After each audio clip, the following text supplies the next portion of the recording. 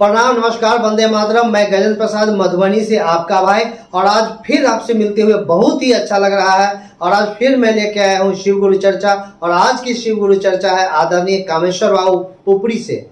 और ये कौन है आप भी जानते होंगे, आदरणीय लवली दीदी के ससुर जी हैं और आदरणीय डॉक्टर अमित भैया के पिताश्री हैं। तो आइए उनकी चर्चा को हम सभी सुने और वो क्या कह रहे हैं उनकी चर्चा सुनकर हम सभी लाभ उठावे।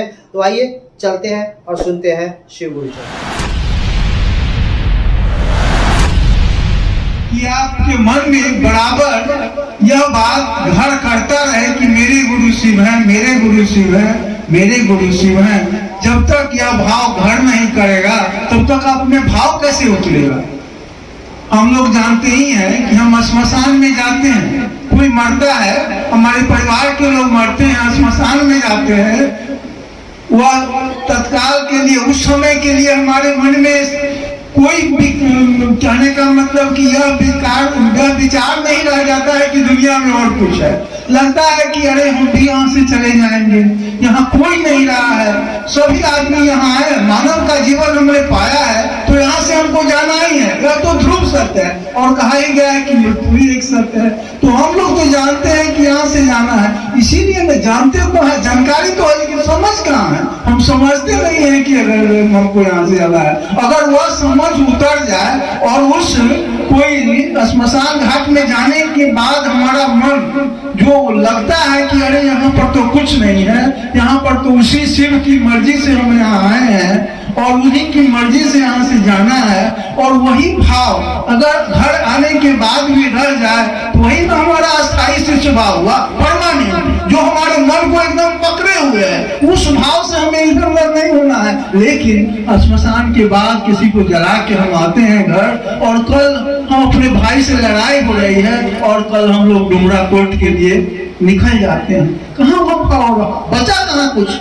आपके जीवन में वह भाव बराबर अस्थायी बना रहे, परमानेंट बना रहे। यहाँ पर तो आप लोग सब आदमी बैठे हुए हैं, यहाँ 1 घंटा 2 घंटा के लिए आए हुए हैं, लेकिन यहाँ से जाने के बाद वह भाव आप में बराबर बना अगर रह गया तो वही अस्थायी भाव है और वही शिव का भाव है, शिवत्व है। उसके बाद आपको कुछ करने की आवश्यकता कहाँ है।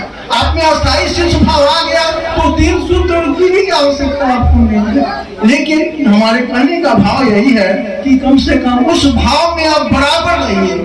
24 घंटा पल पल क्षण क्षण हम लोग आते ही हैं, कल पल पल क्षण क्षण बीती जाए रे मरिया, और इस तरह से भजन भी है। तो यहाँ को हम लोग हमारी उम्र बढ़ती जा रही है, हम लोग का कहने का मतलब कि सबका उम्र घट रहा है। तो इस समय को हम पहचानेंगे कभी ना। अस्थायी से स्वभाव मन में यह भाव पकड़ के रखिए जो साहब लोग दिए हैं, वह मन में बराबर घर करता रहे कि शिव मेरे गुरु हैं और वही मतलब हमारे जीवन में सब कुछ कर सकते हैं। यह भाव अगर बराबर बना रहे, अहर्निश बना रहे, तो वही हमारा अस्थायी से स्वभाव है। और आप लोगों से निवेदन है कि इस सांसारिक परंपरा से तो बहुत ऊंचाई नीचाई है, बहुत हमको करने का मतलब जरूर से हम कतमो भी 55 साल के हैं, 70 साल के हैं, कहीं कुछ कह दिया तो कहने का मतलब हम लोग तो देखते ही ऐसे परिवार में वहाँ पर सांप भी है, चूहा भी है, मोर है, सर्प है, सब कुछ है, लेकिन किस भाव से वे चल रहे हैं। तो हमको यहाँ पर उस महादेव के समान जहर पी के चलना है। जहर पीना करने को दूसरी बोली को आत्मसात करते हुए चलना है, और यही शिव का भाव है। और हम लोग निश्चय ही अगर इस बिंदु पर खड़े रहें तो अवश्य शिव शिष्य बन जाएंगे। उन्होंने बतलाया है कि वही शिव जो खानदान दर खानदान से पूजित हैं, घर घर में पूजित हैं, वही अभी के वर्तमान संदर्भ में गुरु का कार्य करते हैं। चलिए उनको अपना गुरु बना लीजिए।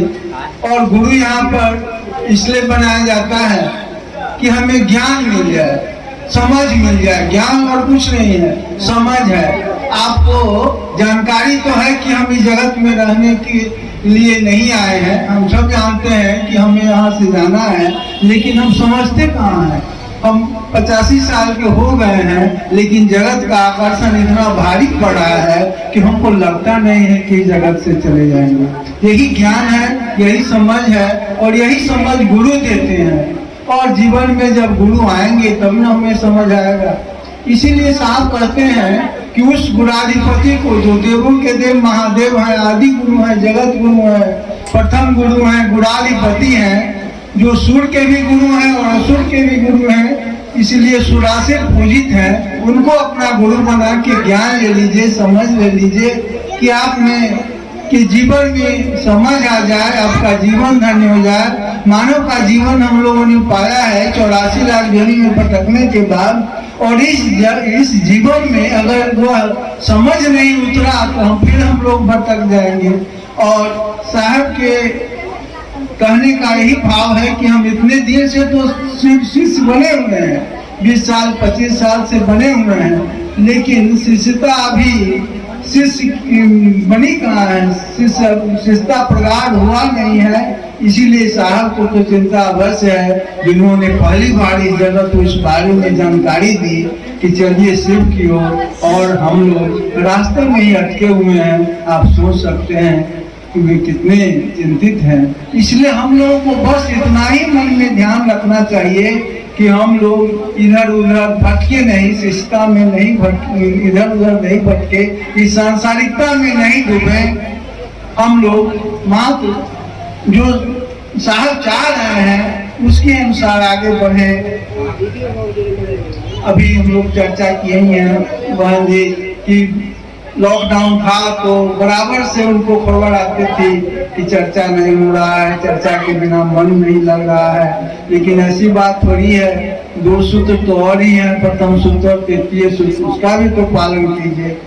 तो कहने का मतलब सब लोग यहाँ पर लौकिकता में जीने के लिए उतावले हैं। हमको मंच मिल जाए, हमको आने जाने का पैसा मिल जाए, बहुत सारी चीजें हैं। इसके लिए हमें उस पर ध्यान नहीं देना है, मात्र उस शिव को अपना गुरु मान के 3 सूत्र के माध्यम से आगे बढ़ना है। और साहब कहते हैं कि पहले हम खुद शिष्य हो जाएं और दूसरे को हम शिष्य बनाने के लिए अपने को तैयार रखें, यही उनकी दी हुई भावना है। और इसमें ऐसी कोई बात नहीं है, आसान सूत्र है, हम लोग जानते ही हैं। 3 सूत्र का हम लोग सही ढंग से पालन करें, निश्चय ही हमारे गुरु शिव हो जाएंगे। इसी भाव के साथ मैं यहाँ पर उपस्थित सभी गुरु भाई गुरुवानों के चरणों में प्रणाम निवेदित करता हूँ। मेरा प्रणाम स्वीकार।